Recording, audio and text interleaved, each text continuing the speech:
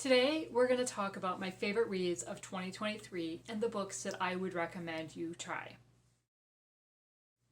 Hi, my name is Jeanette, and I want to thank you for joining me on the channel Jane Reads. So today, I'm going to talk about my favorite reads of 2023.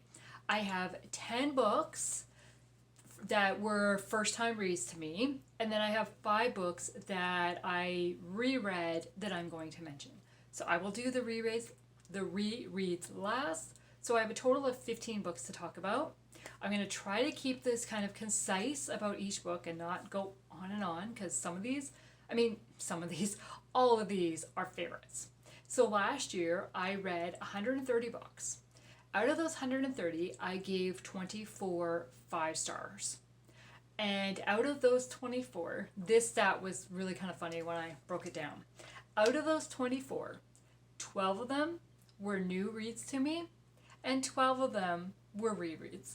That wasn't planned at all. But so I am going to talk about 10 of those 12 that I gave 5 stars to.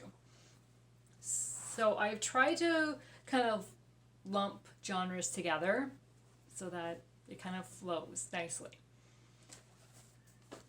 And I don't have them all in physical copies, so some of them I will have to insert. So I have my list so that I don't forget those ones that are on my Kindle to talk about them.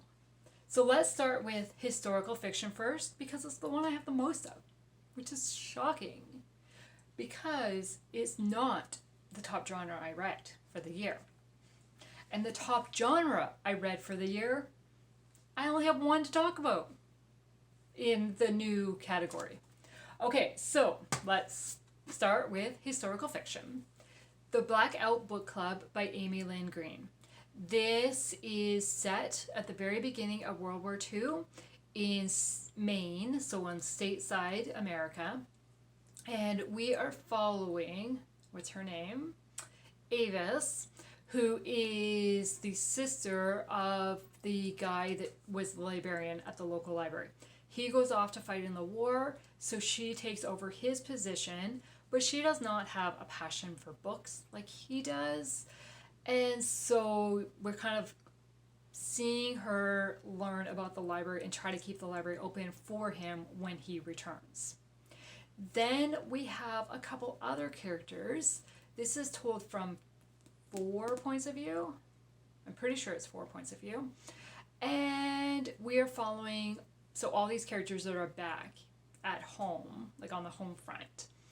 And as part of keeping the library open, they form a book club. So then this group of people come together to chat about different books that might not have gotten together under any other circumstance. My favorite part of this book was reading the notes that they take while at the book club to kind of what did they talk about this night and what happened. That was so entertaining. And I really enjoyed watching these characters and seeing kind of things that developed and happened. There is a little bit of romance in it, but not a ton. It is more just historical fiction. And so this was the first book that I had read by Amy Lynn Green, and then I picked up 2 others by her, or her other 2 books, because I just fell in love with the way she told this story. Okay, and the next one, or the next 2, are The Harsh Charge by Karen Whitmire and In Honor's Defense by Karen Whitmire. This is books 2 and 3 of the Hanger's Horseman series. It is another historical fiction. This is more on the romance side. So in this one, we have 2 male characters that we are following that we met in book 1. We met all 3 of these characters in book 1. And so now this is their story. So we're following these 2 guys. They meet 2 women, and kind of we watch the relationship develop for both sides. And I loved the dual romance and following both storylines going on. And I was really entertained throughout so much of this book. And it is set in a western town in the early 1800s. Early 1800s? Late 1800s, 1894. I had a feeling I didn't say that right.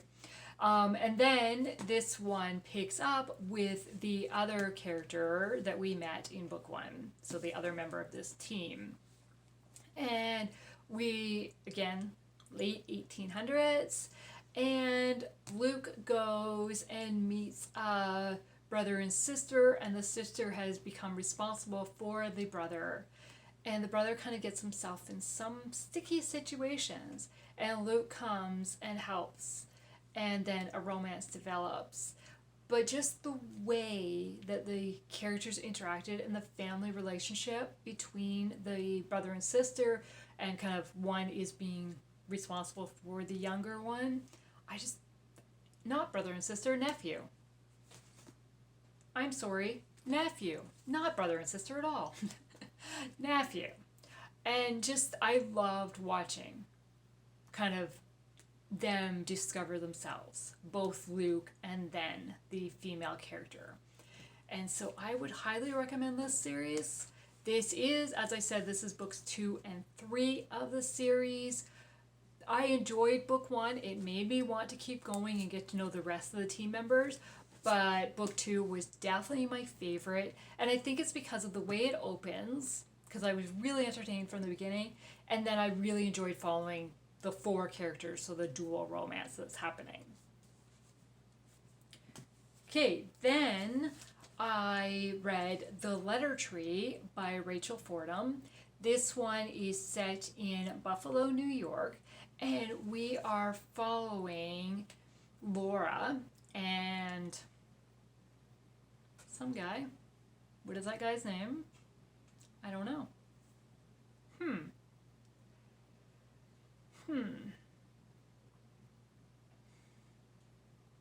Nope, it's escaped me. It's escaped me.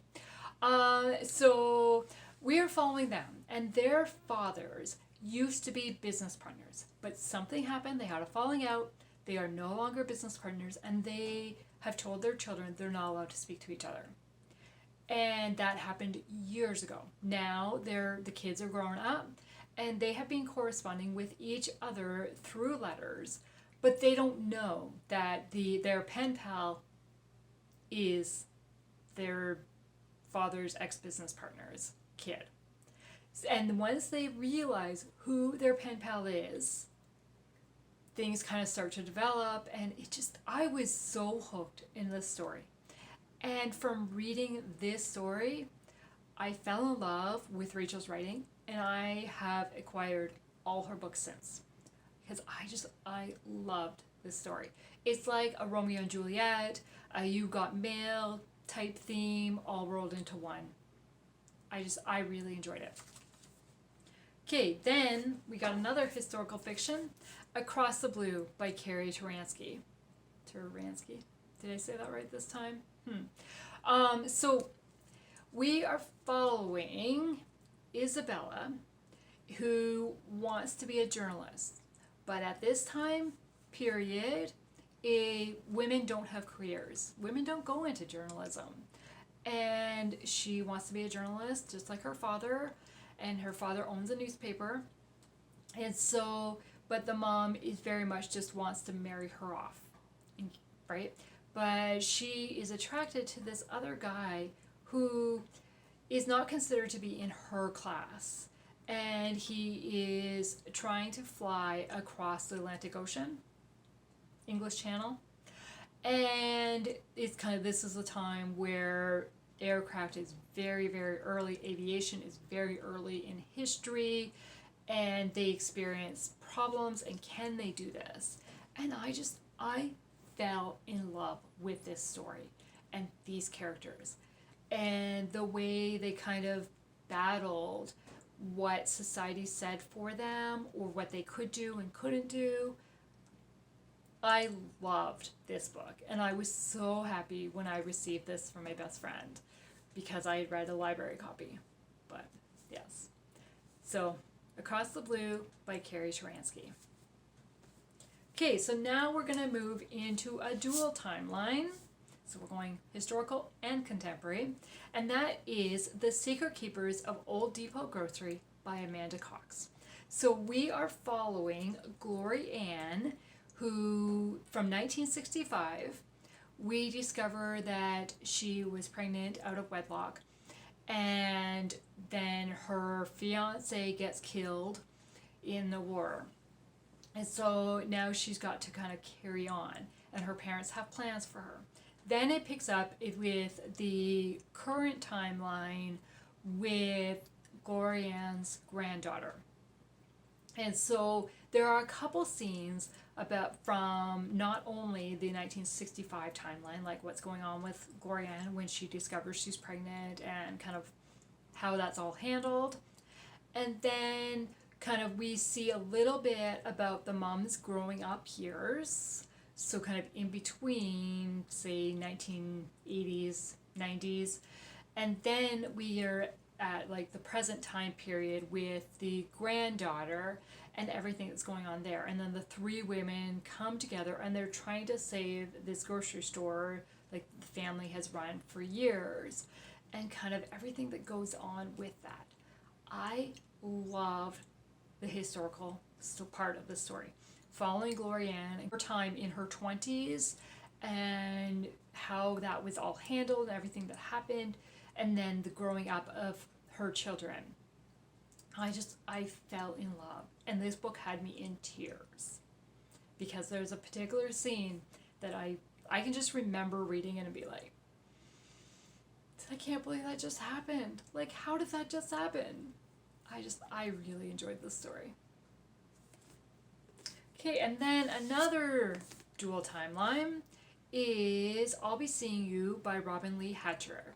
We are following Brianna, who is in college, and she needs to write a paper on some family history or kind of research. She meets with her great-grandmother to learn, and Brianna's in her early 20s, and kind of she's interested in a guy, and all the great-grandmother can ask her is, what makes you attracted to this guy? What's his character like? And Brianna's like, why does that matter? I like him because of this and this. Well, what's his true character like? And then we learn kind of the great-grandmother's story and why she's asking these questions.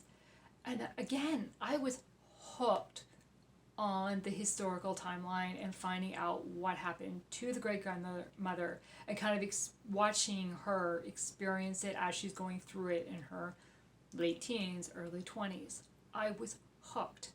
And I loved the way the two timelines came together and the two stories really flowed sweetly. And just, it flowed so smoothly. Once I finished this one, I read this on my Kindle. I had to get a physical copy because I just loved this book. Okay, so sticking on the contemporary, I now have two books to talk about, which are legal fiction, and they are both by the same author. I read quite a few books by him this year. And that first one is Rel of Justice by Robert Whitlow. In this one, we are following a family. And so there's a father and son that run this law firm. And then there is another son who is not a lawyer himself, but he has married a lawyer. And him and his wife live in Washington, D.C. And something happened. This family lives in Wilmington, North Carolina. And so something happens with the father. And so the husband and wife that are in Washington come to Wilmington, come home. And Caitlin, the sister-in-law, who is also the lawyer, comes and joins the law firm on a temporary basis to help the brother out while everything is happening with the father. And I loved the family aspect of this and watching this family work together and support each other. And we're covering, we've got the father, the two sons, his wife, and then the other son's wife and two children. So we've got a wide range of characters here. But then meanwhile, one of the cases they're working is a drug patent case. And is it possible that a drug company stole somebody's patent, somebody's recipe? And we're investigating that. Now, I don't know a lot about science, and following a lot of the science stuff and kind of the botany aspect of it and figuring out this, that was above my head, some of it. But the way it's written, I could grasp what was going on and understand. So I mean, it wasn't completely above my head because I could understand it. Now, there wasn't formulas written down, things like that, because that would have been above my head. But it was really, as much as I was interested in the case and I knew which way I wanted it to go, it was the family that I really cared about and watching the family. So the father the father is a Christian, the sons have grown up in a Christian home, but to Caitlin, it's all new. No idea. And we watch her being witnessed to and watch her learn, and kind of at the end she does come to Christ, and I really enjoyed the way this was written. Really enjoyed it. Then the other legal fiction is Trial and Error by Robert Whitlow.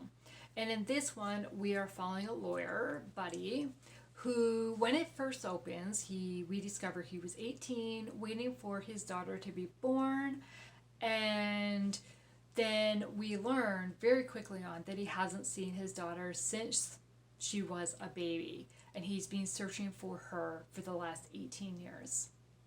As he is now makes it a big part of his practice is finding missing kids and kind of tracking them down when a parent has escaped with a child, or taken a child. I guess not escaped with, taken a child. And so we are following that. And so there is a couple, I want to say 2 or 3 different cases that we're following where he is trying to bring justice for the other parent. And I was really invested, because there's a couple cases that, will they find this kid? Like, what happened to this kid? But then it was also, will Buddy ever see his daughter again? And what happens? There is a bit of romance that happens in this book.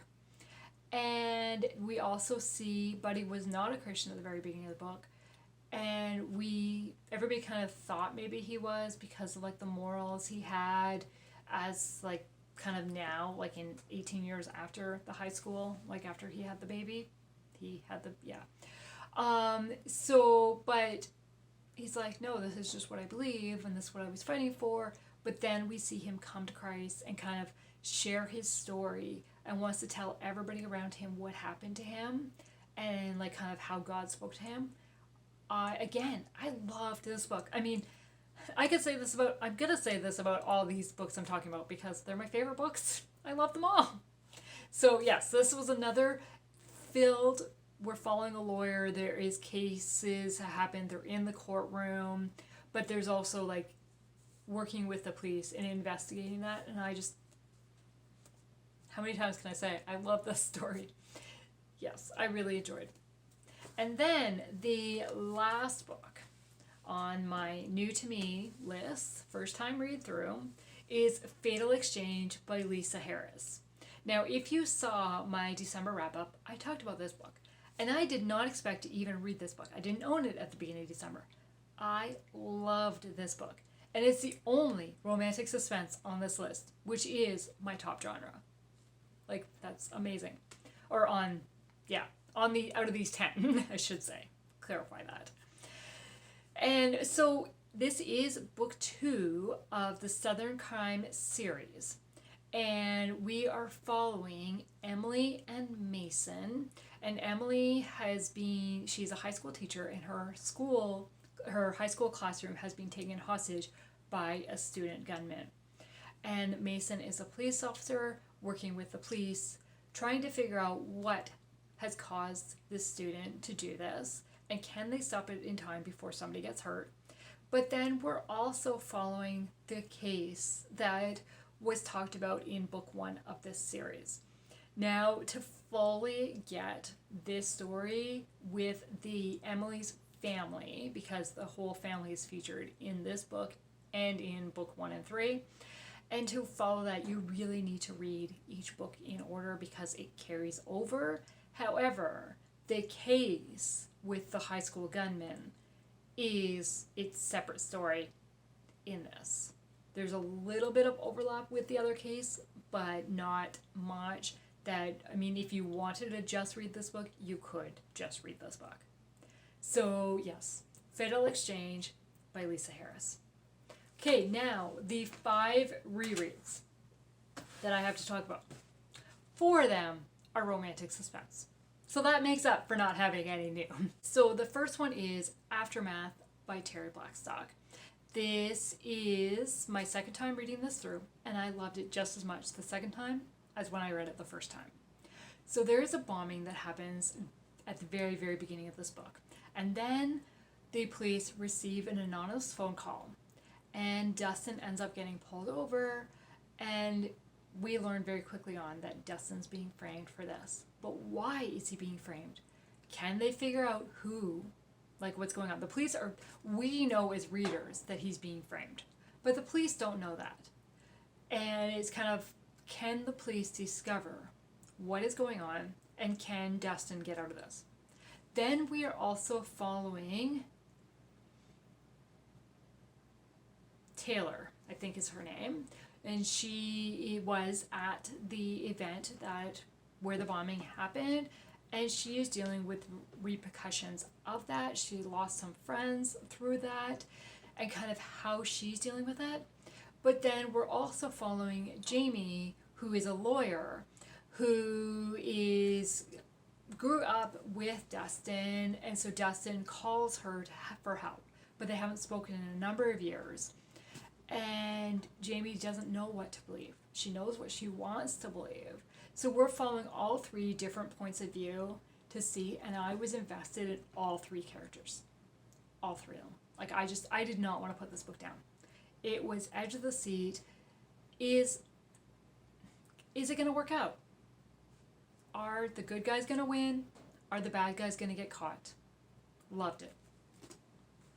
Then we've got The Dive Team Investigations by Lynn H. Blackburn. So this is a 3-book series, but I don't own book number 1. Physically, I own it on my Kindle. Someday I will complete the series. Anyways, book 1 is Beneath the Surface. Then book 2 is In Too Deep, and book 3 is One Final Breath. This was my second time reading through this series.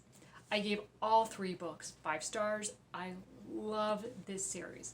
We are following a dive team, members of a dive team, and kind of some friends or co-workers of that team. And I was so invested in these characters. So it is a romantic suspense. There's cases happen. Each book does cover its own case, but then there's also another case that kind of seems to kind of hint at being carried over, but it's really each individual cases. I love this series. I could not, well, I want to say I could not pick a favorite of the series, but really, this one's my favorite. But they're all 5 stars. It's just the 2 characters in this one, when we meet them in book 1, and then going into book 2, I'm like, oh, I hope this is there. Like, I hope they get together in this book. And they do. So don't read the back of books 2 and 3 if you don't want to know what characters end up together. I recommend don't read the back of book 2 and 3 of any book, because it gives away spoilers. But yes. I don't know what else to say about this book, this series. I just love this series. And this has made me want to read more of Lynn's books. I do have another 3 books on my shelf to read that I'm hoping to read this year, but yes, love this series. And then the last book is a historical romance, because of course I reread a historical romance I loved, and that is Short Straw Bride by Karen Whitmire. Again, this is one that I have on my Kindle, and it is a marriage of convenience story, and just the way that the marriage ends up happening, and then we're following the characters kind of discovering their feelings for each other and taking the courage to actually talk to each other about it. I really enjoyed this. But again, thinking about it, it's another character, another book with a family of characters. I guess I really love family interaction. I think I already knew that before, but I think looking at some of my favorites, it's very prevalent in my reading that if you have a family of characters working together for a common goal, I'm probably gonna like it.